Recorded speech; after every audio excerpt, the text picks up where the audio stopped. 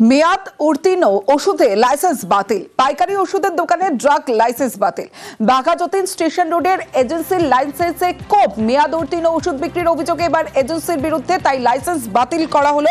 আরো বিস্তারিত বলবে অভিজিৎ চন্দ্র, রয়েছে আমার সঙ্গে। অভিজিৎ, অবশ্যই অত্যন্ত গুরুতর অভিযোগ। এই যে শিবম মেডিকেল এজেন্সি, এটি একটি পাইকারি দোকান, ওষুধের পাইকারি দোকান, এবং এখানে যথেচ্ছ হারে নার্কোটিক ড্রাগস সেগুলো বিক্রি করা হতো। এবং হিমাচল প্রদেশের সোলানের একটি কোম্পানি, তারা রাজ্য ড্রাগ কন্ট্রোলের কাছে অভিযোগ করেছিল যে এই ধরনের ড্রাগস তাদেরকে না জানিয়ে যেভাবে নেওয়া হচ্ছে, কোনো রকম স্টক মেনটেন করা হচ্ছে না, এবং বারবার করে তাদেরকে সব জানানো হলেও এই শিবম ড্রাগ এজেন্সি তারা যথেচ্ছভাবে এই এনডিপিসি ড্রাগ তারা বিক্রি করছে, অর্থাৎ narcotic drug and psychopathic drug, সেগুলো তারা যথেচ্ছভাবে ব্যবহার করছে। এবং একই সঙ্গে তারা মেয়াদ উত্তীর্ণ এক্সপায়ার্ড ড্রাগ, সেগুলো যে কোম্পানির কাছে যেগুলো ফেরত পাঠাতে হয়, সেগুলো কোনো রকম ভাবে ফেরত পাঠাচ্ছে না। বিভিন্ন সময় তারা অনৈতিক কাজ করে যাচ্ছে, এবং রাজ্য ড্রাগ কন্ট্রোল তারা তাদের তদন্ত যেমন ভাবে চালায়, তেমন ভাবেই এই কোম্পানিকে তারা তাদের সুযোগ দিয়েছিল, ফোকাস করেছিল। গত মাসে মে মাসে তারা ফোকাস করেছিল, কিন্তু তাদের জবাব সন্তোষজনক যায়নি। তাদেরকে আসতে বলা হয়েছিল ড্রাগ কন্ট্রোলে, তারা ড্রাগ কন্ট্রোলে আসেনি, এবং এরপরে শেষ পর্যন্ত বাধ্য হয়ে এই যে পাইকারি ওষুধ বিক্রেতা তাদের আগামী দিনে কোন রকম ভাবে কোনো ওষুধ বিক্রি করার ক্ষমতা নেই এই শিবম মেডিকেল এজেন্সি। বেশ,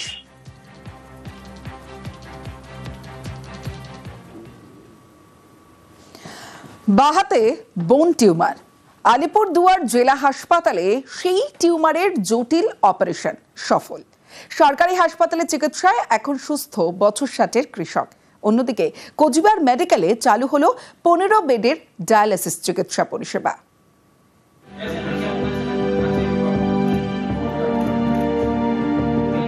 আলিপুরদুয়ার জেলা সদর হাসপাতাল, সরকারি এই হাসপাতালেই বোন টিউমারের জটিল অস্ত্রোপচার সফল।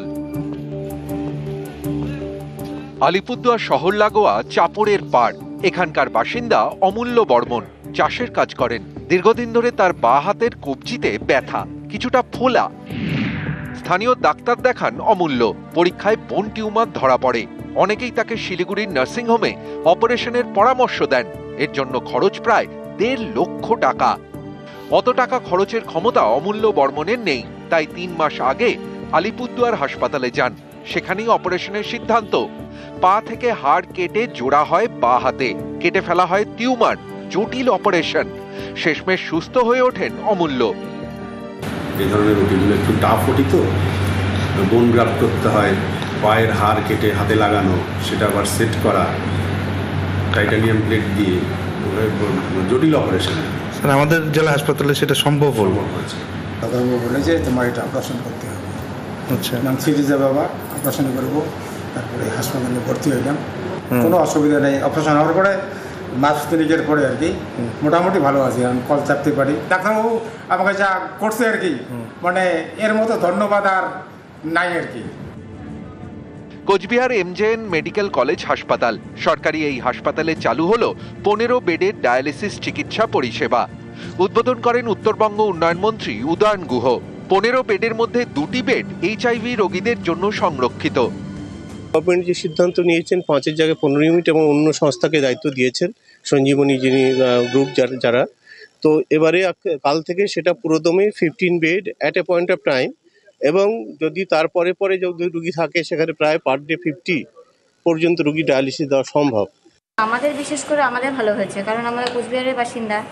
আমাদের এখানে যখন নষ্ট হয়েছিল তখন আমাদের যেতে হয়েছে দিনহাটাতে করতে হয়েছে। এখন সামনাসামনি আমাদের হয়ে খুব ভালো হয়েছে, সব কিছুই আমরা পাচ্ছি। আলিপুরদুয়ার থেকে রাজকুমার কর্মকার এবং কোচবিহার থেকে শুভঙ্কর সাহা, নিউজ 18 বাংলা।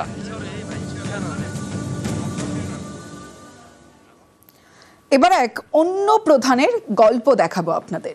পঞ্চায়েত প্রধান হয়েও মাঠে চাষের কাজ করেন। প্রতিদিন সকালে সাইকেল নিয়ে বেরিয়ে পড়েন, পাড়ায় পাড়ায় ঘোরেন, বাসিন্দাদের সমস্যার কথা শোনেন, সমাধানের চেষ্টা করেন। এই প্রধান কাজ দিয়ে বলে দেন, দুর্নীতির পাক দূরে থাক। পঞ্চায়েতের প্রধান, অনেকেই বলেন প্রধান মানেই সেই এলাকার শেষ কথা। বেল্লায় বাড়ি, দামি গাড়ি আঙুল ফুলে কলা গাছ। এক একজনের বিরুদ্ধে ভুরি ভুরি দুর্নীতির অভিযোগ।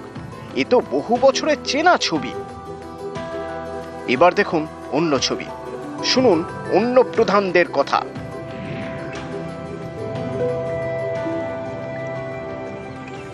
পরেশচন্দ্র বর্মন কোচবিহারের মাথাভাঙা 1 নম্বর ব্লকের জোরপাটকি গ্রাম পঞ্চায়েতের তৃণমূল প্রধান। পেট চালাতে মাঠে চাষের কাজ করেন।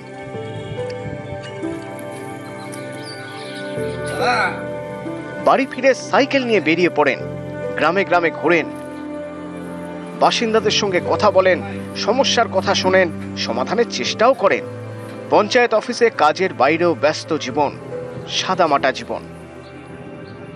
গ্রাম পঞ্চায়েত এরিয়ার কতটুকু? 4-5 কিলোমিটার। অত্যন্ত সাইকেলেই সহজ সরলভাবে মানুষের সাথে যোগাযোগ করা যায়। সেখানে তেল খরচের কোনো ব্যাপার নাই। চাষবাসে সহযোগিতা করি। আর এটা যদি না করি তাহলে তো আর্থিক অসচ্ছলতার মধ্যে পড়ব। দল আমাদের যেটা শিখিয়েছে সেটা হলো সচ্ছলভাবে যাতে আমরা চলাফেরা করতে পারি এবং দুর্নীতির সাথে যাতে যুক্ত না হই।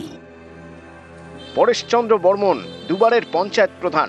স্থানীয়দের দাবি, তারপরেও পরেশচন্দ্র জীবনযাত্রায় এতটুকু পরিবর্তন হয়নি, শুধু বেড়েছে ব্যস্ততা।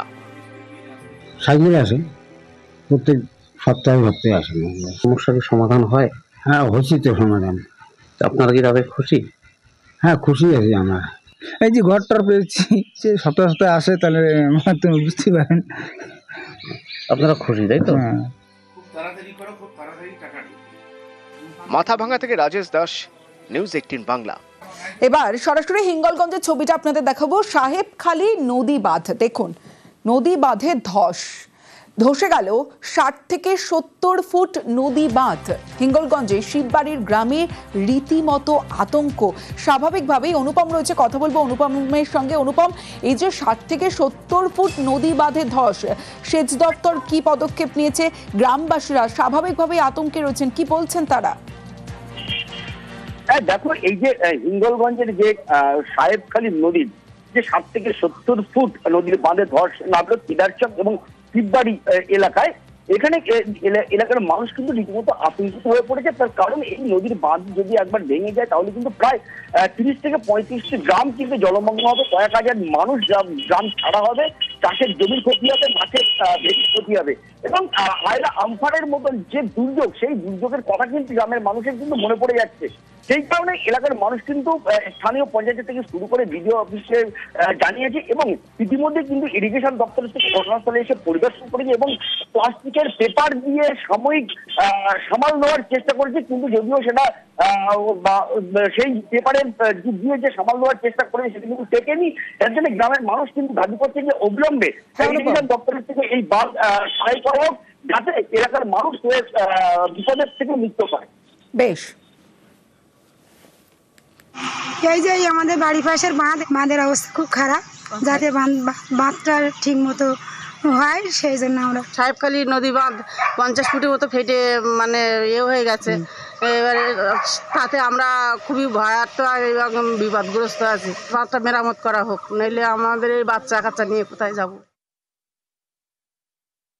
কয়েক বছর ধরে দেখেছেন যে নদী ভাঙনের টাকা দিয়ে এক্সচেঞ্জ টাকা বাংলায় বন্ধ।